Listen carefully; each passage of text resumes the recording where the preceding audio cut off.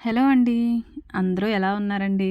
బాగున్నారా? మీరంతా బాగుండాలని మనస్ఫూర్తిగా దేవుడిని కోరుకుంటున్నాను. ప్రతిరోజు అందరూ ఎలా ఉన్నారండి అని అడుగుతానే గానీ, నేనెలా ఉన్నాననేది మీతోటి ఏ రోజు కూడా చెప్పనే లేదు. ఎందుకంటే, ప్రెజెంట్ అయితే బాగున్నా గానీ, బాగా లేనట్టేనండి. ఎందుకంటే, ఛానల్ గ్రోతింగ్ అనేది ఏమీ లేదు. ప్రతిరోజు వీడియో పెట్టకపోయినా, కనీసం రోజు విడిచి రోజైనా వీడియో పెట్టాలని ఒక టార్గెట్ అయితే పెట్టుకున్నానండి. కానీ, అలా రోజు విడిచి రోజు పెట్టుకోవడానికి కూడా నాకు ఈరోజు చేయగలనా లేదా అనే డౌట్ అయితే వచ్చేసింది.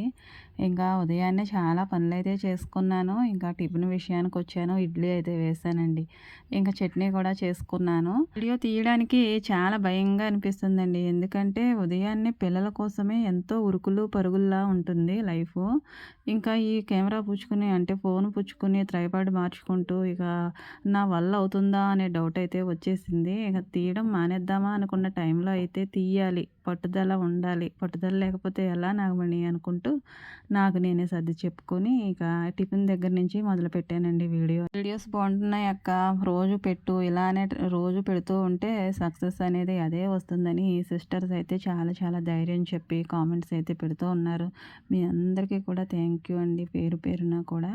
ఇక అందుకనైనా సరే నేను వీడియోస్ చేయాలి అనే పట్టుదల అయితే వస్తుంది. మనకి ఎవరైనా ఒకరు నువ్వు చేయగలవని చెప్తే మన పట్టుదల ఇంకా ఎక్కువ అవుతుంది కదండి. ఇంకా కామెంట్స్ తోటైతే నాకు మంచి సపోర్ట్గా ఉన్నందుకు మీ అందరికీ కూడా థ్యాంక్ యూ అండి మళ్ళీ ఒకసారి. ఇంకా నేను పిల్లలకి బాక్స్లోకి అయితే మెత్తళ్ళ కూర వండుతున్నానండి. ఈ మెత్తళ్ళ కూర నేను పిల్లలకి ఎప్పుడు పెట్టింది లేదు. నేను ఇంటి దగ్గర వండినా కానీ వాళ్ళు తిననని ఒకటే గోలగోల చేస్తారు. కానీ వాళ్ళకి తినిపించాలనేసి ఇక స్కూల్కి పెట్టాననుకోండి, ఇక ఇష్టం ఉన్నా లేకపోయినా తినే తీరాలి కదా, అందుకని ఆ కూర అయితే చేస్తున్నాను వాళ్ళకి.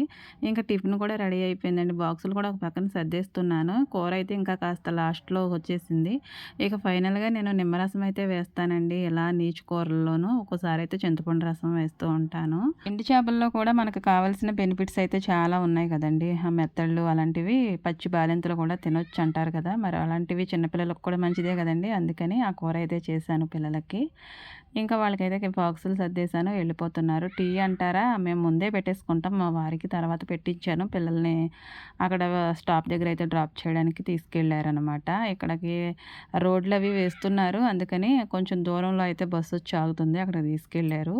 ఇంకా పిల్లలు వెళ్ళిన తర్వాత ఇల్లంతా కూడా ప్యాక్ చేసేసుకోవాలి కదండీ. ఎక్కడివి అక్కడే పడున్నట్టుంటాయి. వాళ్ళు ఎళ్ళేంత వరకు కూడా ఏది కూడా చేసుకుంటానికి ఉండదు. ఇంకా నైట్ తోముకున్న గిన్నెలన్నీ కూడా స్టాండ్‌లో నుంచయితే అలానే ఉంచేస్తాను నైటు. అవన్నీ ఉదయాన్నే అలా సర్దుకుంటాను. మరలా అందులో గిన్నెలు తోముకున్నవి వేసుకోవాలి కదండీ. ఇక అత్తయ్య గారేమో తోమేసి అందులో పెట్టారనమాట ఆ బేసినీలోను. అవన్నీ నేనేమో ఇందులోకి తీసుకుంటాను. అందులో నుంచి ఇందులోకి, ఇందులో నుంచి అందులోకి అన్నట్టు ఇక ఇలా మార్చుకుంటూనే సరిపోతుందండి టైం అంతా కూడా. మరి ఎలా చేసుకునే పని అలానే చేసుకోవాలి కదండీ. ప్రతి పనికి కూడా ఒక పద్ధతి, ఒక విధానం ఉంటుంది కదా, అలానే చేసుకోవాలి తప్పించి ఇక డైరెక్ట్ అలా తీసుకెళ్ళి పెట్టేస్తే నీళ్ళన్నీ కారిపోయి అక్కడ స్టాండ్ మొత్తం పాడవుతుంది. అందుకని నీళ్ళు మొత్తం వాడిపోయేలాగా ఇలా బయటే ఉంచుతాను. ఇంక మిక్సీ జార్ కిందన ఇది ఎప్పుడు ఇరిగిపోయిందో నాకు తెలియదండి. చాలా బాధ అనిపించింది. దీనికి ఫెవిక్విక్ కూడా పోసాను. అయినా మరలా ఎప్పుడు మామూలుగా అలా ఊడిపోయి ఉంది. దీన్ని ఏం చేయాలో అర్థం కాలేదు నాకు. దాన్ని ఏం చేస్తే మామూలుగా అవుతుందో నాకు అర్థం అవ్వక అలానే చూస్తూ ఉన్నాను. జార్ మొత్తం బాగానే ఉంది. అడుగున మాత్రం ప్లాస్టిక్ కోట్ అయితే అలా విరిగిపోయిందండి. ఇంకేం చేస్తాం, అది ఊడిపోయిందంటే ఇక జార్ ఏమో పనిచేయదు. స్పూన్లు, గెరిటలు ఇవన్నీ మరలా ఆ స్టాండ్‌లో తగిలించినా తీసుకొచ్చి ఇక్కడ తగిలించక తప్పదనేసి డైరెక్ట్ తీసుకొచ్చి ఇక్కడే పెట్టానండి. స్పూన్లు, గెరిటలు అయితే చాలా చాలా ఉంటాయి మాకు. ఇంకా గిన్నెలు అక్కడ సర్దేసిన తర్వాత ఈ బేసినీ ఖాళీ అవుతుంది కదండీ. మరలా ఆ బేసినీలోకి కూర్చోవడానికైతే చాలా గిన్నెలు పోగుపడిపోయి ఉంటాయి. పిల్లలు టిఫిన్ చేసిన తర్వాత ఉండే గిన్నెలు, ఇంకా నేను వంట అవుతుంది కదండీ పొద్దున్నే పిల్లల కోసం ఆ గిన్నెలు, ఇంకా పాలు తిరగదీసుకున్న తర్వాత ఒక క్యాను, ఇంకా ఇలా అన్నం తిరగదీసుకున్న తర్వాత అన్నం కుండ, ఇవన్నీ కూడా మరలా ఆ బేసినీలోకి వెళ్ళిపోతాయి. అవన్నీ తీసుకెళ్ళి అక్కడ కుండీ దగ్గర అయితే పెట్టుకొని మరలా నేను తోముకుంటానండి.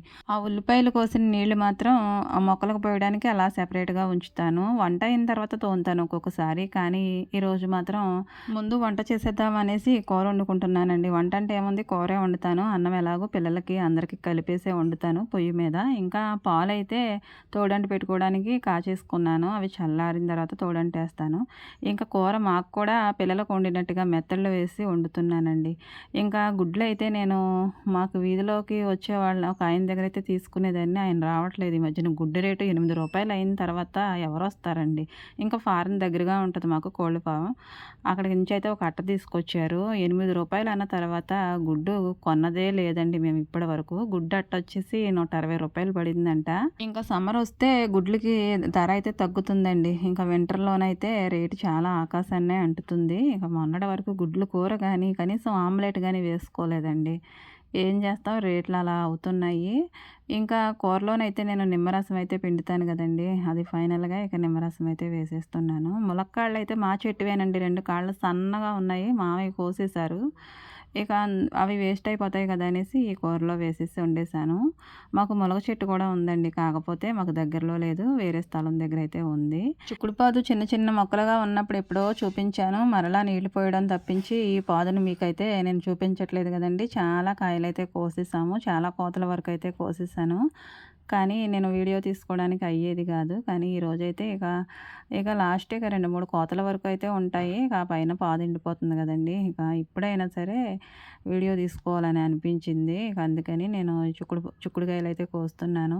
కాయలు కూడా చాలా ఎక్కువే ఉన్నాయండి. తెలిసిన వాళ్ళకి ఎవరికైనా కొన్ని ఇచ్చి ఇంకా మిగిలినవైతే నేను వండుదామనేసి ఎన్ని దొరుకుతాయో అన్నీ కోసేద్దామనేసి పాదు కిందకైతే వచ్చానండి. కోసే కొద్దీ దొరుకుతున్నాయి. కానీ బాగా గట్టిగా ఉన్నాయి. తెల్లబడినవి మాత్రమే కోసాను. మిగతావన్నీ వదిలేసానండి. అవి తర్వాత మరలా ఎవరికైనా ఇవ్వడమో లేదంటే నేను కోసుకోవడమో చేయొచ్చనేసి కొద్ది కొద్దిగానే కోసాను. చిన్న చిన్న మొక్కలండి. చిన్న చిన్నవి 2 గింజలు పెడితే ఇంత పెద్ద పాదు అవుతుంది. ఎన్నో కాయలు కాస్తుంది కదండీ! నా చేతులతో నేను వేసి మరలా నేనే కోస్తూ ఉంటే ఆ ఆనందం మాటల్లో చెప్పలేను. వీటిని వండుకు తినడంలో ఎంత ఆనందం ఉంటుందో నాకు తెలీదు కానండి. ఆ పాదుని అలా చూస్తూ ఉంటే ఆ కాయలతోటి నా కళ్ళుకి అది చాలా అనిపిస్తుంది. ఇక ప్రతి మొక్క అంతేనండి. మొక్కలు పెట్టాలంటే చాలా ఇంట్రెస్ట్ నాకు. కానీ చుట్టూ సరైన సెక్యూరిటీ లేదు. ఇక కోళ్ళు తినేయడం, మేకలు తినేయడం అలా జరుగుతుంది.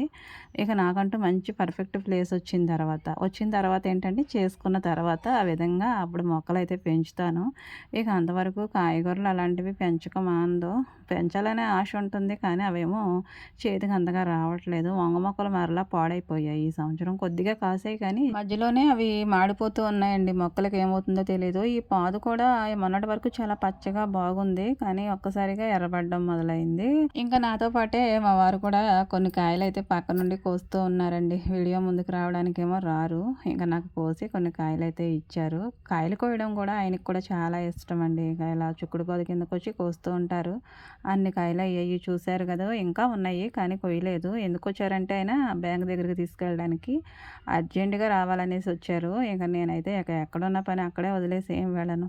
లోపల నుంచి అయితే గబా గబా తుడుచుకొచ్చేసాను ఆయన్ని కూర్చోబెట్టేసి. ఇంకా బ్యాంక్ దగ్గరికి వెళ్ళాలని ముందే ప్లాన్ చేసుకున్నానండి. అందుకనే ముందు కూర వండేసాను. గిన్నెలు అంటారా ఆయన వస్తే వెళ్ళిపోవచ్చు లేదంటే తోమేయొచ్చు అన్నట్టుగా గిన్నెలు కూడా ఒక పక్కన పెట్టాను. ఇంకా ఈ లోపు ఆయన వచ్చేసారు. ఇంకేం చేస్తామండి. ఇంకా బ్యాంక్ దగ్గరికి అయితే బ్యాంక్ దగ్గర అయితే కొన్ని ఫామ్స్ అయితే ఇచ్చారండి. వాటి మీద అయితే సంతకాలు ఎన్ని సంతకాలు పెట్టవలసి వచ్చింది. ఎందుకంటారా గోల్డ్ లోన్ అండి. గోల్డ్ లోన్ టైంకి ఒక సంవత్సరం లోపు తెచ్చేసుకుంటే పర్వాలేదు. మరి ఇంకా సంవత్సరం దాటిన తర్వాత కూడా ఒకరి పేరు మీద ఉండడం కుదరదంట. లేదంటే మొత్తం క్యాష్ కట్టేసి తీసుకెళ్ళిపోమంటున్నారు. మన దగ్గర అంత క్యాష్ ఇప్పుడు లేదనేసి ఫార్మాలిటీస్ ప్రకారం అయితే చాలా సంతకాలు అయితే పెట్టాను. ఫైనల్గా నా పేరు మీదకి అయితే లోన్ ట్రాన్స్ఫర్ చేశారు. పరిస్థితుల్లో ఉన్నప్పుడైతే బంగారం మనకి చాలా హెల్ప్ఫుల్గా ఉంటుందండి. కానీ దాన్ని తెచ్చుకోవడానికి చాలా ఇబ్బంది పడవలసి వస్తుంది. వడ్డీల మీద వడ్డీలు, చక్ర వడ్డీలు, బార వడ్డీలు అంటూ చాలా అయిపోతుంది. ఇంకా బ్యాంకులో ఏముందంటే బొందు ఒకటి ఉందండి అత్తయ్య గారిది. ఇంక మా వారిదేమో చైన్ ఉందనమాట. ఇక వాటిని విడిపించేయాలి. ఇక ఈ సంవత్సరానికి చూద్దామనేసి నా పేరుని పెట్టేశాము. నాకేమో బ్యాంక్ దగ్గరికి రావాలన్నా అక్కడ గంటల తరబడి వెయిట్ చేయాలన్నా చాలా నీరసం వస్తుందండి. నీరసం కాదు చాలా బాధ వస్తుందండి. ఆ బాధ ఏంటంటే అక్కడికి వెళ్ళేవారిని వాళ్ళ పరిస్థితిని గమనించి అక్కడ ట్రీట్ చేస్తూ ఉంటారండి. నాకు ఆ విధంగా నచ్చదు. కానీ ఏం చేస్తాము సమాజంలో అందరూ ఒకే విధంగా ఉండరు కదా! అందరిని అందరూ ఒకే విధంగా చూడరు కదా! ఇక్కడ బ్యాంకుల దగ్గర ఎక్కువగా అది కనపడుతూ ఉంటుంది. నాకు అది నచ్చదండి. అక్కడికి బాగా క్యాషియర్లు వెళ్తేనే ఒక విధమైన వాల్యూ ఉంటుంది. ఇక మిడిల్ క్లాస్ వాళ్ళు, లో క్లాస్ వాళ్ళు వెళ్తే అక్కడ లెక్కే చేయరనమాట. చాలాసేపు వెయిట్ చేసిన తర్వాత ఇక పని అయింది. పని అయితే వెంటనే అయిపోలేదండి. మరి ఆ అమౌంట్ అనేది నా అకౌంట్లోకి ట్రాన్స్ఫర్ అవ్వాలంటే చాలా టైం పడుతుంది. ఒక 2, 3 గంటలు. మరలా రమ్మన్నారనేసి ఇంటికొచ్చాను. నేను ఇంటికొచ్చేటప్పటికి అత్తయ్య గారు అక్కడ వేసిన గిన్నెలన్నీ కూడా తోమేస్తున్నారు. టైం వచ్చేసి 1 గంట దాటిపోయిందండి. ఇంకా గబుక్కమని నేను కూడా కాస్తంత అన్నం తిని ఆయనకి కూడా పెట్టి, అప్పుడు అత్తయ్య గారు తోమే గిన్నెలకి నేను కూడా నాకు తోచినంతగా ఇంకా మిగిలినవి ఏముంటాయో అవి కూడా తోమేసాము ఇద్దరి మీద. అత్తయ్య చాలా వరకైతే తోమేశారండి. తోమొద్దని మరీ మరీ చెప్పెళ్ళాను. నేను వచ్చిన తర్వాత తోముకుంటానని చెప్పినా సరే, మరలా ఎప్పుడుకొస్తారో ఏంటో అని తోమేస్తున్నానన్నారు. అసలు ఈ రోజంటే నిన్నటిదండి వీడియో. నాకు ఉదయం లేచిన దగ్గర నుంచి నైట్ వరకు కూడా కాలు ఆడింది ఆడినట్టే ఉంది. రోజంతా పనిలాగా ఉందండి. రోజంతా పని ఉంటుంది. కానీ కాస్తంత కూర్చోవడాలు అలాంటివి ఉంటాయి కదా! కానీ నిన్న మాత్రం అసలు కాలుకి రెస్ట్ లేదు. ఆ బ్యాంక్ దగ్గరికి వెళ్ళడం గురించి. నేను ఎక్కడికి వెళ్ళడానికి ఇష్టపడనండి. తప్పనిసరి పరిస్థితులు అయితేనే గానీ ఇలా టైం అంతా వేస్ట్ అయిపోతుంది. మరి అది కూడా ఇంపార్టెంటే కదా! కానీ బయటికి వెళ్ళామంటే ఇంటి దగ్గర పని అలా పడిపోతుంది. కానీ ఇంటికొచ్చిన తర్వాత అదంతా చేసుకోవాలంటే టైం చాలా చాలా అయిపోతుంది. ఇంకా ఇక్కడ గిన్నెలు తోముకొని మరలా వెళ్ళేసి ఒక గంట తర్వాత మరలా వచ్చాను. అప్పుడు బట్టలైతే ముందే నానబెట్టేశాను. అక్కడ బ్యాంక్ దగ్గర అంత టైం పడుతుందని అనుకోలేదండి. మరలా వెళ్ళవలసొస్తుందని అస్సలు అనుకోలేదు. ఇక అందుకని బట్టలైతే ఉన్నాయి. అవి వాటిని అలానే పెట్టేసి ఆ తర్వాత వచ్చి ఉతుక్కోవచ్చులే అనేసి బ్యాంక్ దగ్గర నుంచి వచ్చేటప్పటికి టైం 4:30 అలా అవుతుందండి. ఇక ఆ టైంలో అయితే బట్టలు ఉతికాను. ఇంకా అవి ఆరవు. కానీ టైం ఉన్నప్పుడు ఉతికేసుకోవడం నాకు అలవాటండి. అది ఏ టైం అయినా సరే. బట్టలు ఎక్కువగా ఉన్నప్పుడు పిల్లలకి స్కూల్ ఉన్నా లేకపోయినా బట్టలు డైలీ ఉతుకుతాను. ఆ ఉతికిన బట్టలకి ఒక టైం ఉండదండి నేను ఉతకడానికి. ఉదయాన్నే అయితే ఉతికేస్తాను. ఇక సాయంత్రం అయిపోయిందని మానేసేయలేం కదా! వాటిని అలానే ఉంచేయలేను కదండీ! ఇలా ఆరేసేస్తే నైట్ అంతా అవే ఉంటాయి. వదిలేస్తాను అలాగా తీగ మీద. తెల్లవారు మధ్యాహ్నం ఆ టైంకైతే ఆరుతాయి కదండీ! ఆరకుండా ఉండవు కదా!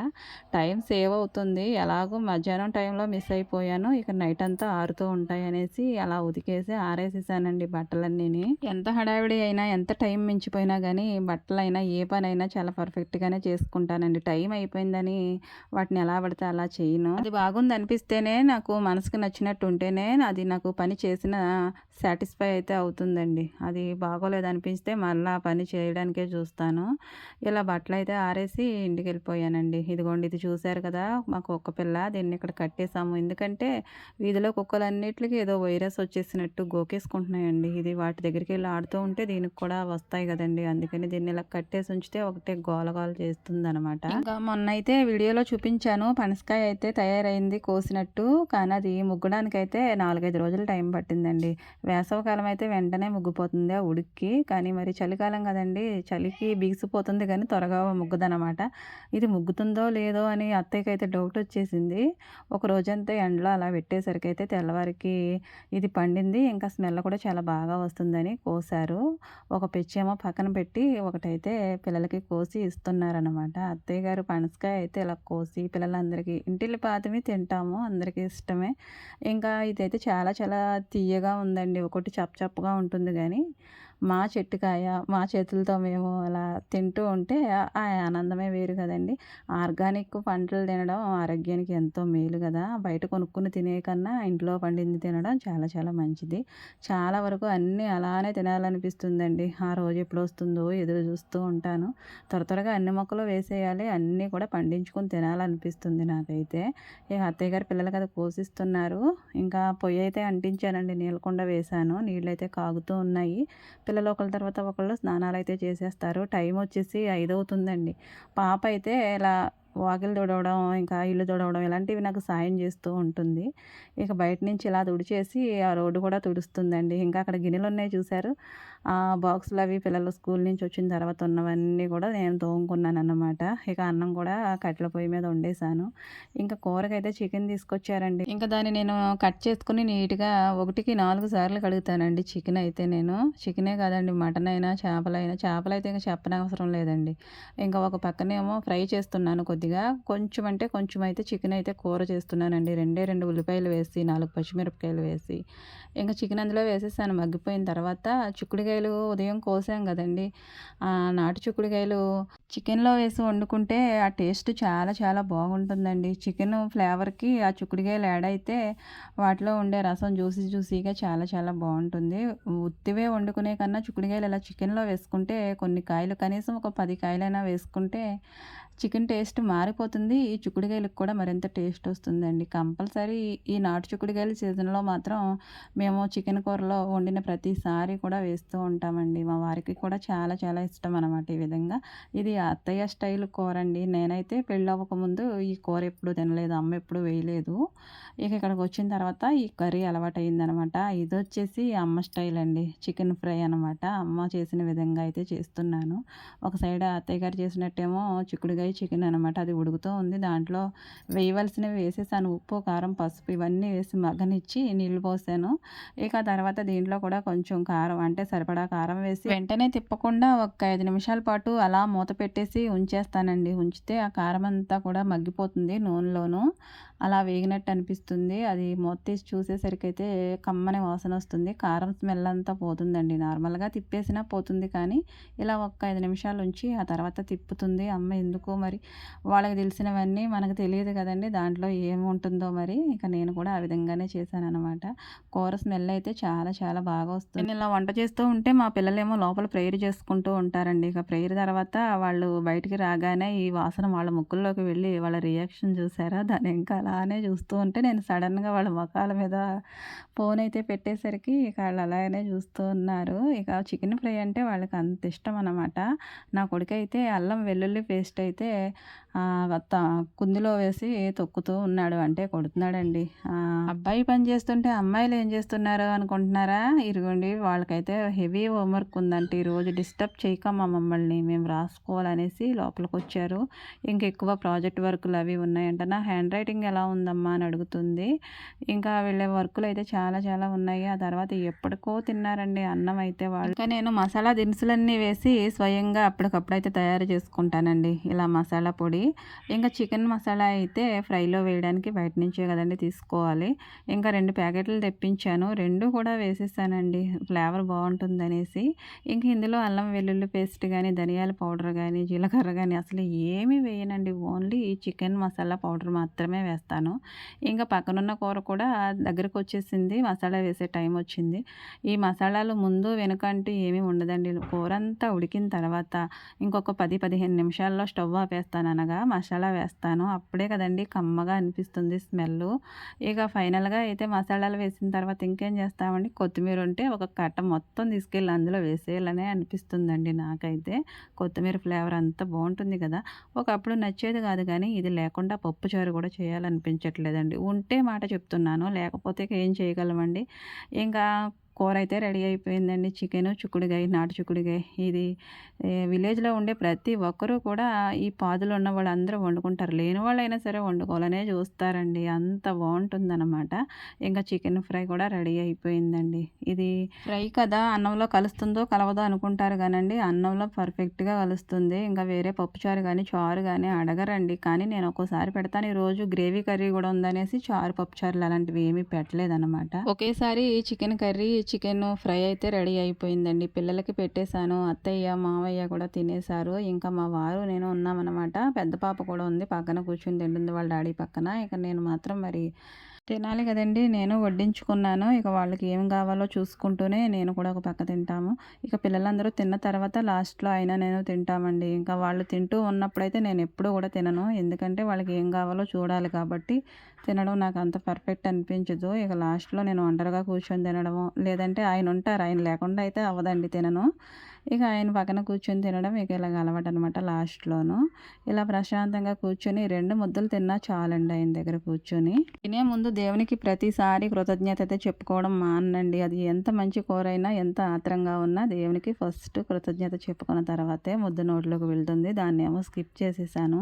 చికెన్ చిక్కుడుగాయ కూరేసుకునే తింటున్నానండి నేను. ఎందుకంటే సీజన్‌లో మాత్రమే కదండీ దాన్ని ఎంజాయ్ చేయగలము. సీజన్ వెళ్ళిపోయిందంటే చిక్కుడుగాయలు దొరకవు. ఈ ఫ్రై అంటారా ఎప్పుడైనా చేసుకొని తినొచ్చు. అలాగని ఫ్రైనైతే వదిలేయనండోయ్. కొంచెం వేసుకుంటాను లాస్ట్‌లోను. ఇంకా పెరుగన్నంతోనైతే డిన్నర్ కంప్లీట్ కదండీ. ఇలా ఈ రోజైతే